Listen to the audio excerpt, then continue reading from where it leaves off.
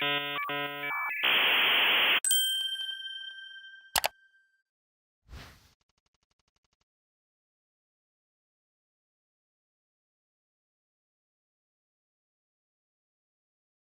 everyone.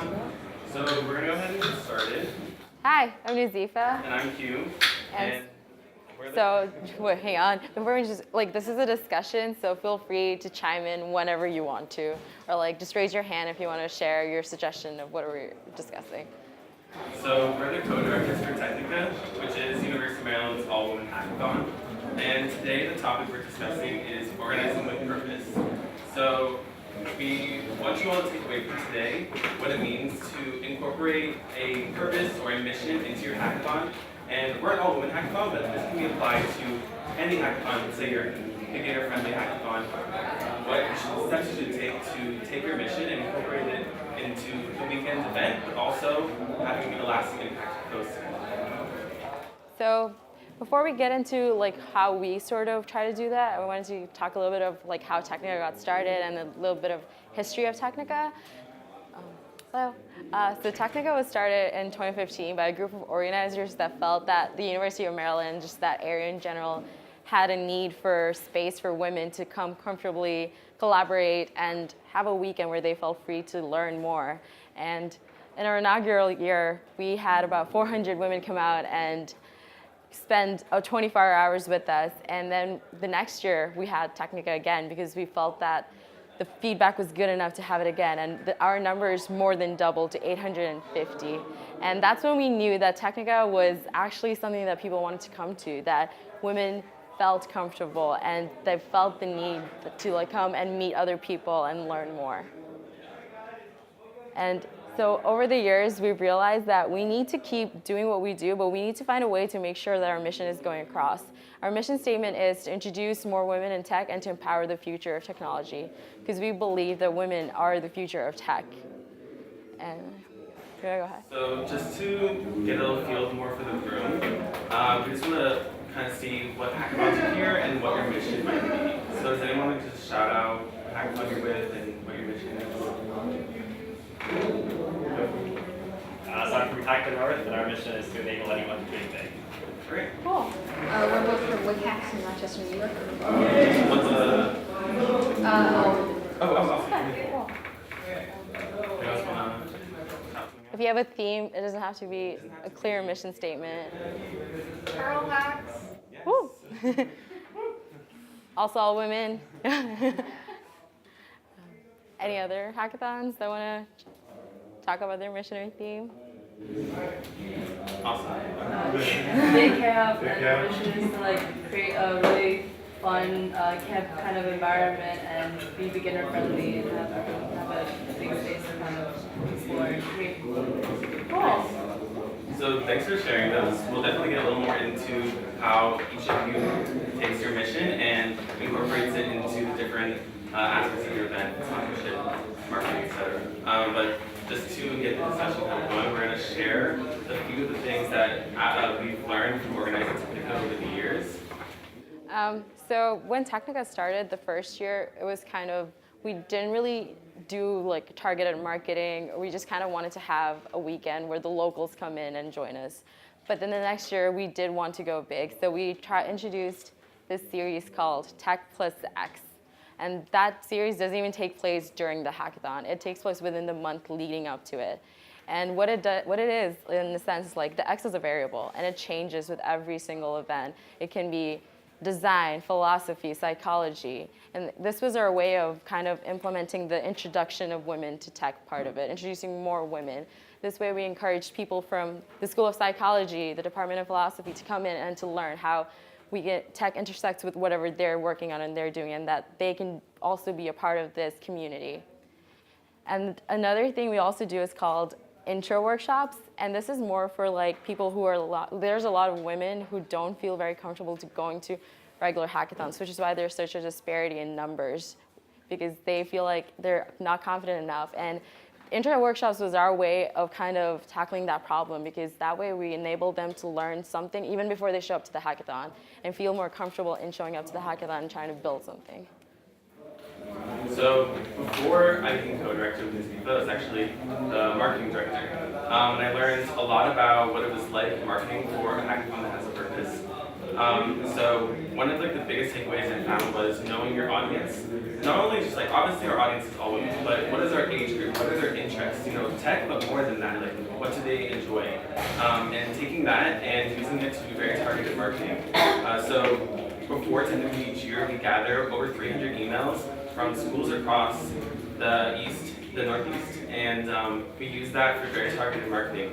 You know, Centers of Women in Computing, or you know, women in computing groups on campus at the different target universities. So it's one like useful tactic that anyone can implement if you know your mission and what you're looking for. And it doesn't only have to be women. Like, we know that ours is targeted to women, but if your hackathon is like a virtual reality focused hackathon, you can reach out to other schools' virtual reality clubs and get them to be more interested in what you're trying to execute. And then last like note about marketing, I noticed when I became marketing director that a lot of other hackathons use their social media space very ineffectively. They'll just post their registration link and be like, that's it, this registration's open, and they won't ever really post on their social media again. So your social media is your tool. You can do anything you want with it, and you can display your hackathon however you want. So showing your purpose and your mission is really easy through your social media. A few things that we always do, so last year we created a series called Women in Tech, where we highlighted women working in the tech field on our social media. So every day in August, it was a 30-long day campaign. We promoted different women in tech and shared their experiences. And we got really great feedback from the people observing our social media. And then leading up to the hackathon, we carried out another campaign where we promoted and shared the stories of women pioneers in tech, women who had already been in tech for years and who really like shown the way for the future women in tech. So just like the takeaway there is that your social media, you can do whatever you want with it. Don't make it just, you know, registration's open, sign up to volunteer. Really like utilize it to show your mission and your purpose and like, show what your hackathon is up to and doing leading up. So there's like workshops and the tech plus stacks and marketing. There's a lot of things that happen before the hackathon even happens. But during the hackathon, obviously it's very focused towards beginners and it's very friendly to women. But one thing we really try to do is like actively reach out to engineers, product managers, security engineers, anyone in the career field and leadership who are women who have actually been through what our participants are going to go through or could possibly go through. So we try to invite them as mentors, as someone who can talk to them, as speakers, as keynote. And this is an active like campaign that goes on in the organizing side, but it's actually not that easy to just ask a company, hey, can you send your female engineers? It's kind of weird, right? So you really have to be subtle around it, and you have to ask and look out for these women, like do your LinkedIn searches, look at for women who are doing amazing work in the field. And that is also like, I mean, it's not the most difficult. Women are doing some incredible work in tech today, but finding their time and inviting them it is a little bit of work. Last year, we were actually really humbled to have Sheryl Sandberg send us a video to talk to Technica participants, and that just goes on to show that people care about stuff like this because you are directly impacting the future of tech. Yeah. So those are kind of how we try to do it in the past years. We're really interested to know there are other all-women hackathons here, and there are also other mission-focused hackathons here. How do you kind of drive your mission down to the ground and get it across to your participants? You can share, just a note.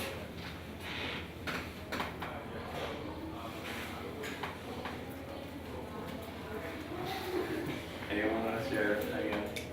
Well, last year, Bitcamp is very beginner oriented. One of the last year, trail system, or like our thing was basically market trails, so people can have different tasks. We really encourage people like to business school, things like that. So a lot of companies do that. So last year, Bitcamp's theme was market trail, and so we try to make it very beginner friendly, and a lot of the companies can participate. And so the different trails would be different focuses that they could take throughout the hackathon. That kind of approach. What about different marketing techniques? let's say, like, what do you all do when you're working your hackathon? How do you reach the audience you're looking for? How do you get the other schools to kind of acknowledge you as something that's legitimate and something that they can connect to? Because sometimes, like, I know we'll reach out to schools and they'll never get back to us, or, you know, I'm sure that happens to other people, or maybe it doesn't. You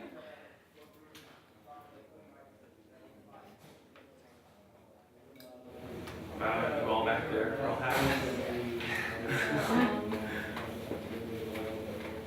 How do you reach like your good audience? How do we reach our target audience? We go to classes, we go to clubs like the computer science club. So like our introductory Java class is taught by a professor who's very big on diversity and inclusion. And he teaches two classes, Comp 101 and Comp 110. And together these classes constitute about like 800 to 900 people. So normally we also have contacts with them to help us spread the message. And this year we're attempting to do a collab with them just to get the more beginner hackers interested in this. That was the other thing, like a lot of hackathons here are like beginner friendly, but how do you market yourself as something that's beginner friendly and also be very inviting so people feel comfortable in attending the workshops or participating in the prize categories?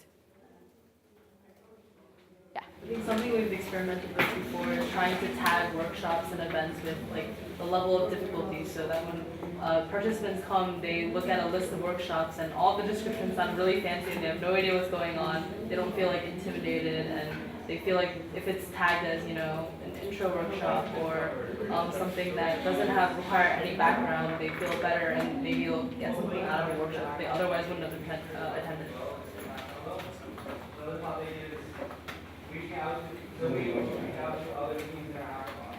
What about in regards to sponsorship? Sponsorship is like a side of hackathons that a lot of people don't, like a lot of participants don't realize it's like the whole other half of the hackathon.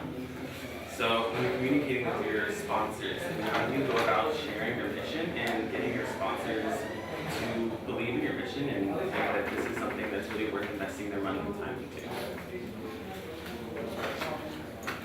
With Bitcamp, we try to like in our opening cold emails or whatever, we try to like state our mission. So like beginner-friendly hackathon, and like it's a good way to meet potential like interns or whatever. And also when you're trying to sell it over the phone, for example, like you also introduce it as whatever your mission is. So in our case, beginner-friendly hackathon.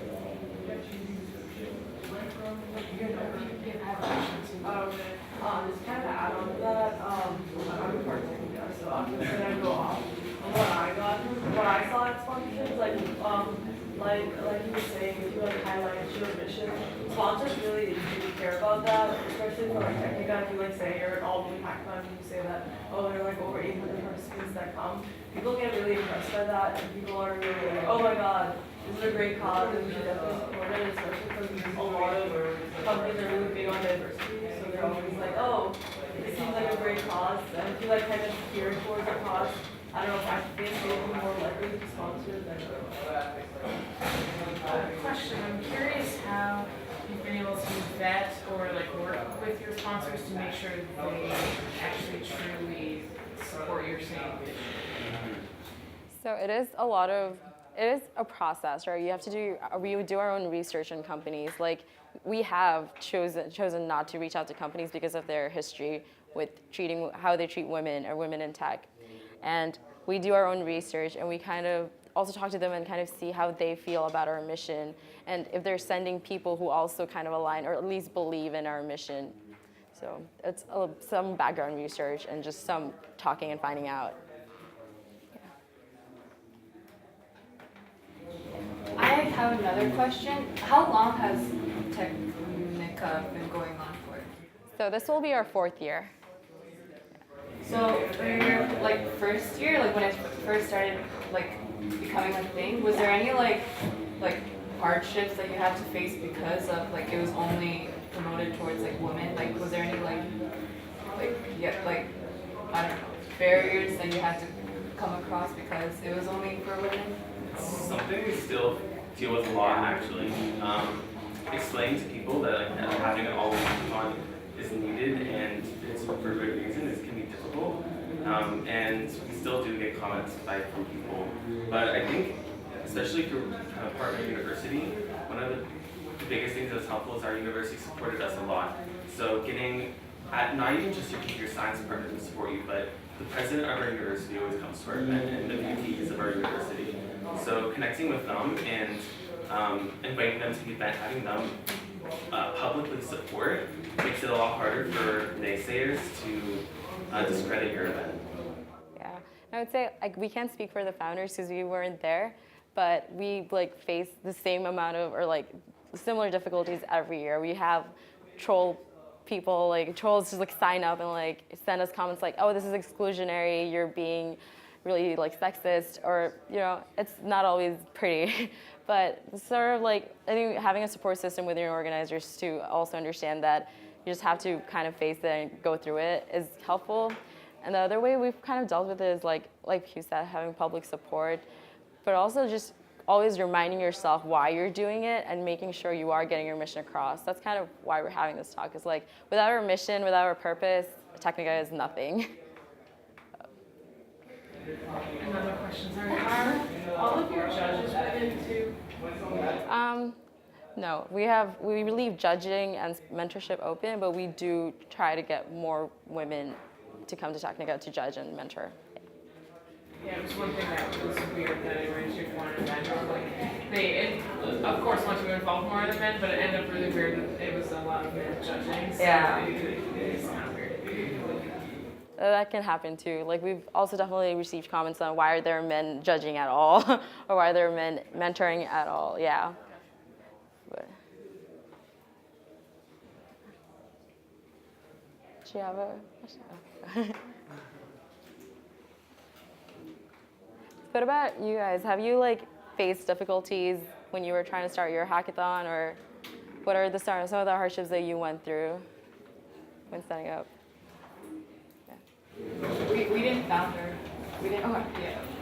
But when you organize it now, do you see yourself facing some of those difficulties that founders may have faced? Well, organizing process hasn't started yet, because our hackathon's actually in Feb. Okay. But I feel like we were like, because we started last year, Yeah. but we were like one of the largest hackathon in our city. So I think it was like kind of hard to garner interest because people weren't really sure what hackathons were at first. But yeah, I think we picked up a lot of speed. We showed a lot of people like what it can be and like our potential. So this year is going to be a lot better, bigger. Sorry? Which one was your hackathon? Ottawa, you ought to have in Ottawa, So Canada. I'm here. Yeah.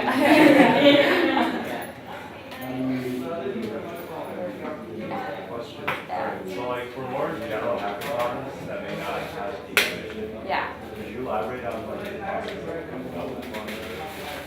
How you went about deciding on the mission? Like coming up with a new Yeah, mission. so like say there's just a general hackathon, you don't really have any solid direction, how would you go about deciding on the mission?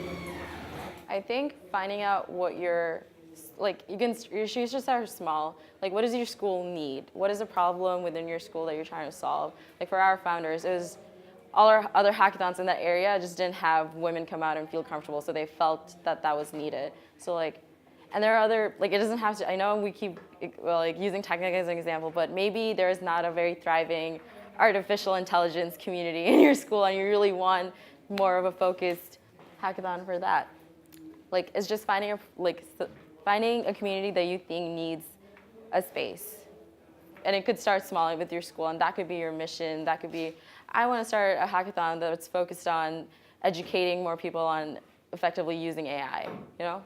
And eco-friendly hackathons. And I mentioned like virtual reality hackathons. You could have other diversity focus. You could focus on like not women, but like people of color, stuff like that. There are still a lot more missions that have not that don't exist in your area already. I'm sure. Like there's no way one area has all the possible hackathons. So yeah, that's kind of our advice. Does anyone else have any better way to kind of start thinking of mission or an impact statement?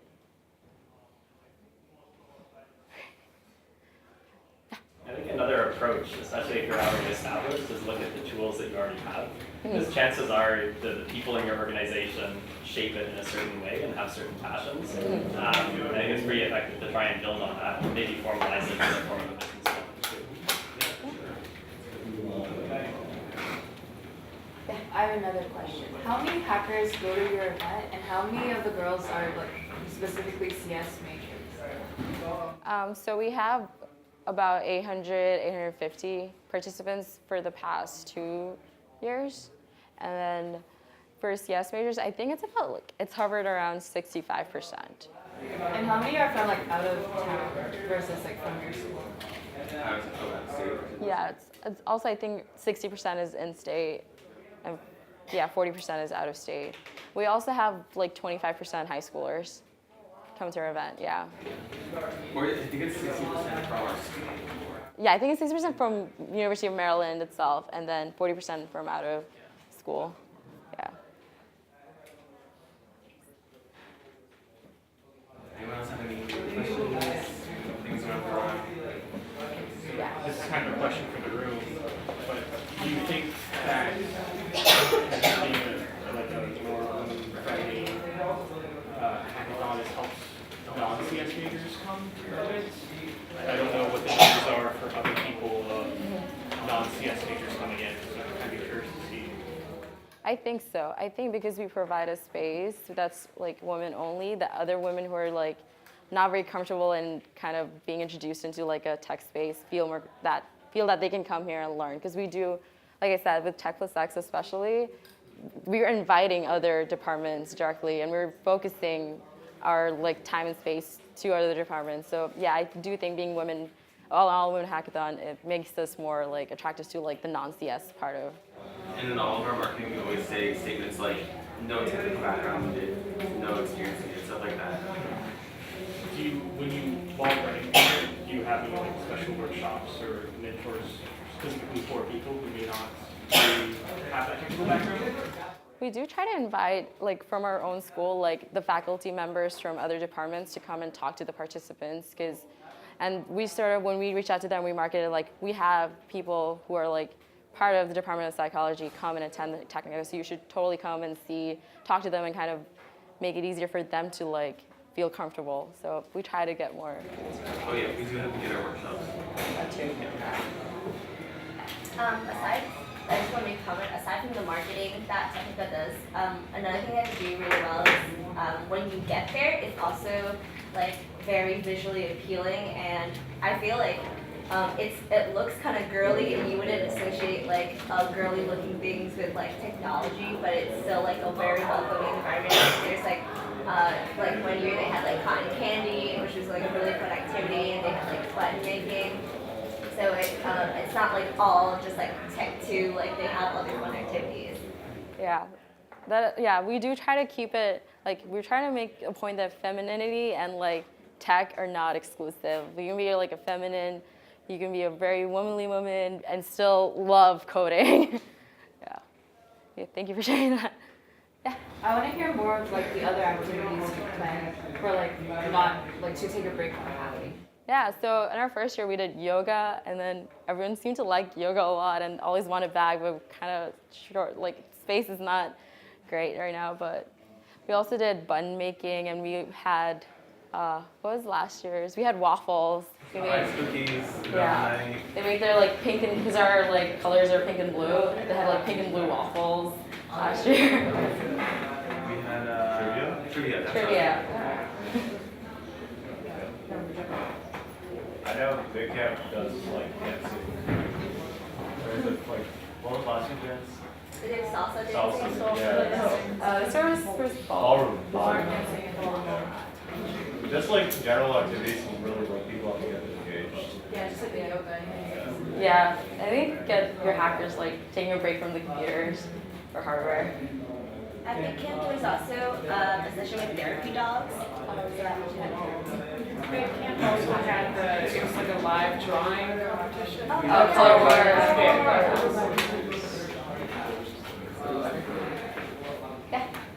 question for the room. Do you guys market the events that you're going to have during the hackathon before the hackathon? You guys. And to like what extent? Do you share all of the events, or leave some for surprise? I think it really depends on, it's really hard to say for a lot of events. You don't know they're happening until maybe like really, really close before the hackathon, and that can be hard to market. Like, you don't want to put your marketing team on the spot like a week before the event and be like, yo, we just got like 30 events, market all of them for us, please. So I think with things like Tech Plus X and Intro for Technica, we know and we expect them to happen every single year so that we can plan ahead of time how to market it and how to brand it. And same thing happens with like Bitcamp Color War, like things that we expect to happen that are part of our own brand, we do our best to market that. That helps. I think also, when I'm applying to go to other hackathons, I definitely prefer it if they have like some kind of schedule out that I can see and I can look if there's like any particular workshops that like I'm interested in. Because if not, then I'm not like willing to make travel for them. So I feel like having some outline of the activities or workshops. Well, I think also with Bitcamp we found that yes, it's super helpful to make sure we have a schedule that lets people know what to expect. But we don't want to advertise the event purely based on the fun things that are happening, because we don't want people filling up spots or taking time, like taking spaces away from other people who might want to attend just because they want to come and dance and then leave. We want to make sure that they're there for the hackathon and they can enjoy the other events, still take time away and like relax a little bit. We want to make sure that people who are taking up the spots and who are able to participate are the ones who really want to get the most out of the experience. Finally, something we do for Technica is 10 days of Technica, so leading up to it, we do like 10, each day we give a little like sneak peek on what's to come. So like yoga, like we're getting ready for yoga, that's Technica, we post like a little graphic.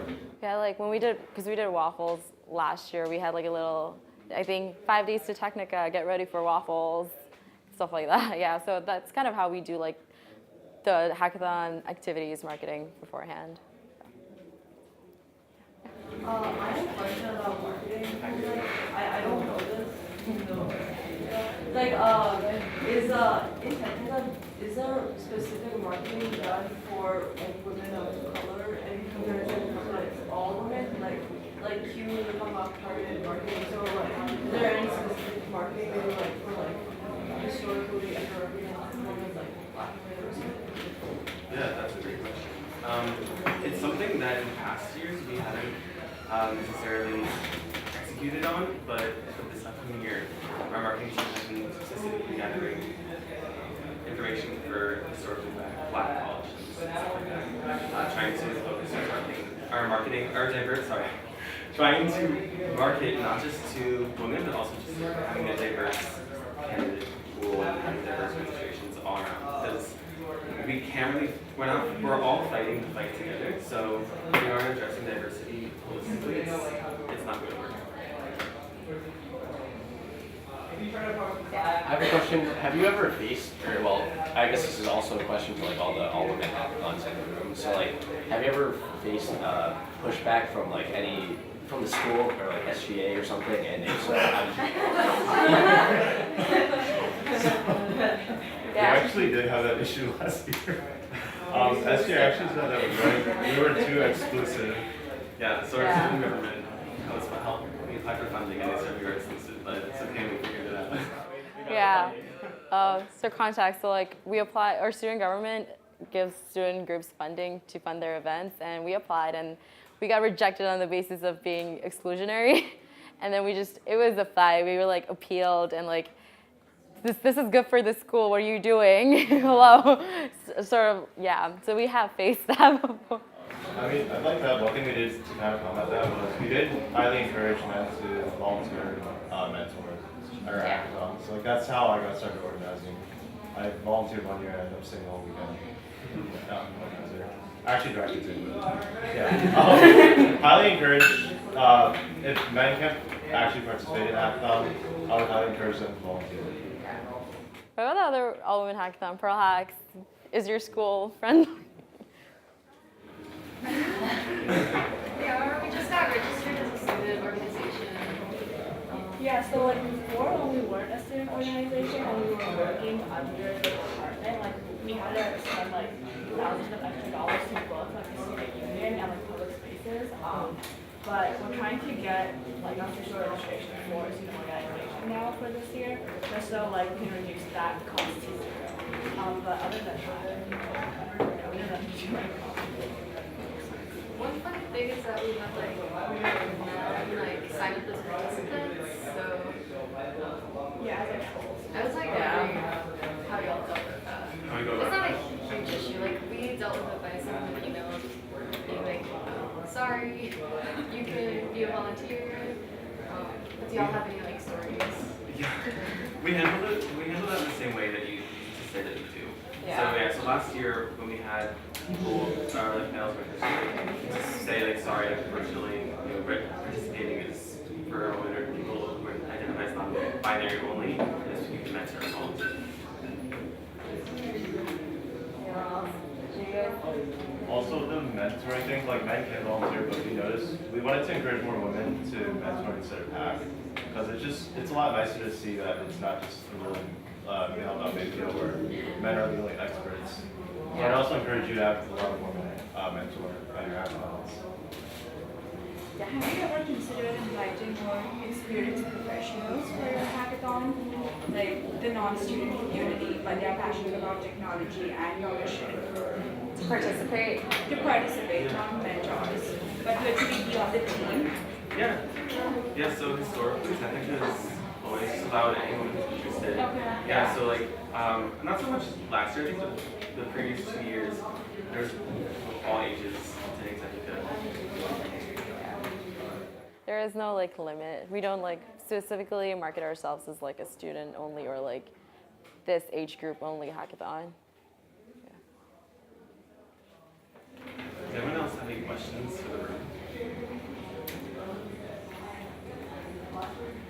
What would you say would be the biggest difference between an all-girls hackathon and a mixed hackathon?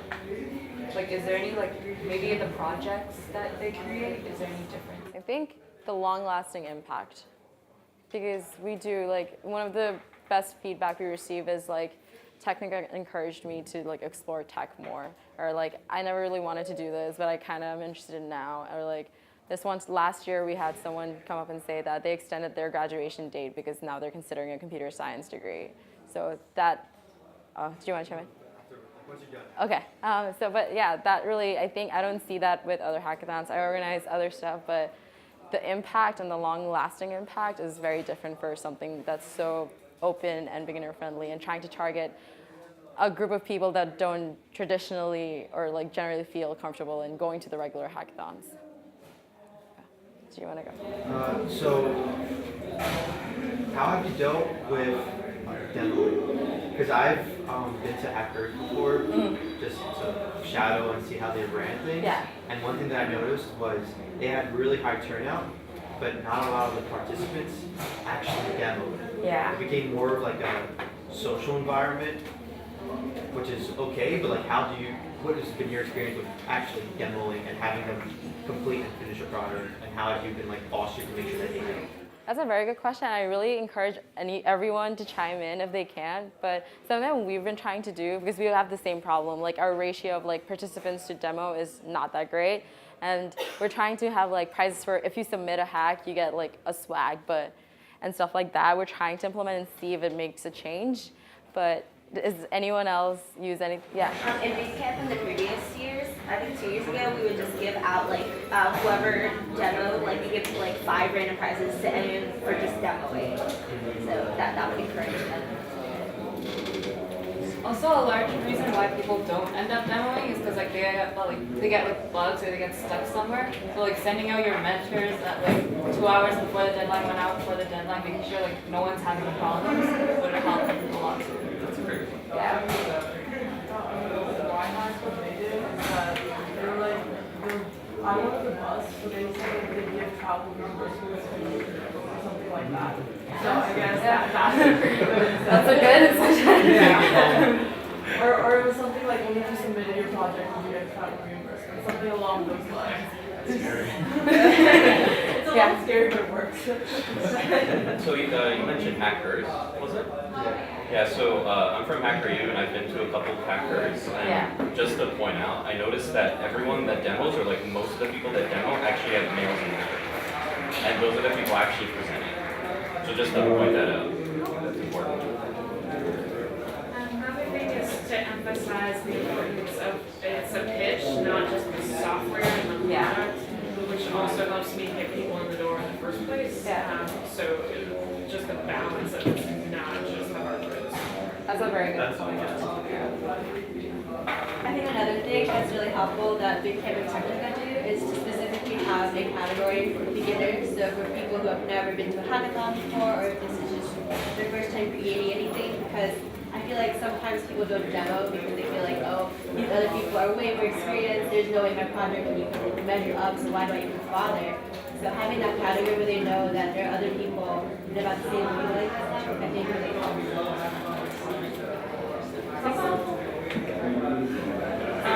It's also helpful to remind people that it's not just about competing, it's also about presenting products and sharing it with friends. Like, it's not just about, I think this is going to give me some money or like subscribe or something. It's just like, hey, it's that people that you can do it for fun, help people and like kind of get over that anxiety about it all. So in regards to mentorship, how hands-on are your mentors?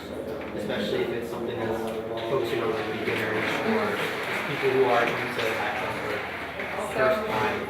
How hands-on are they actually?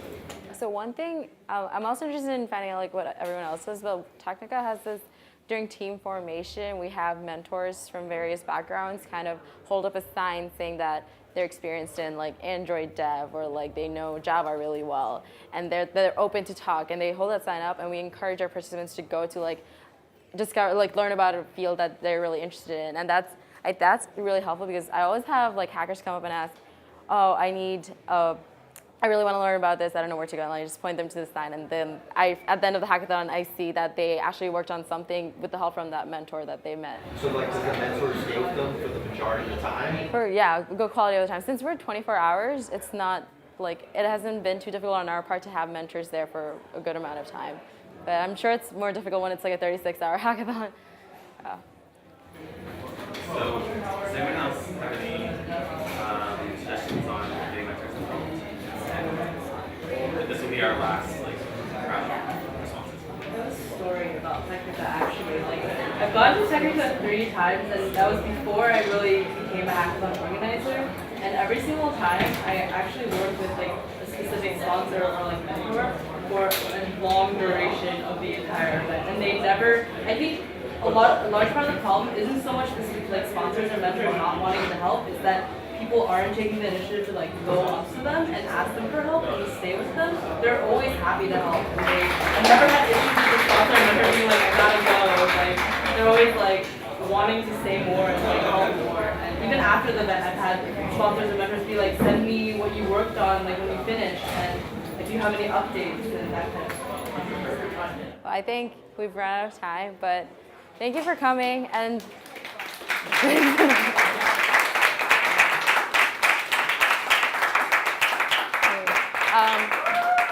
I hope you take away that implementing a mission or even a theme can really have lasting impact. Like, that's what we found with Technica. Our mission is what creates the impact and how we implement it. Yeah. Thank you.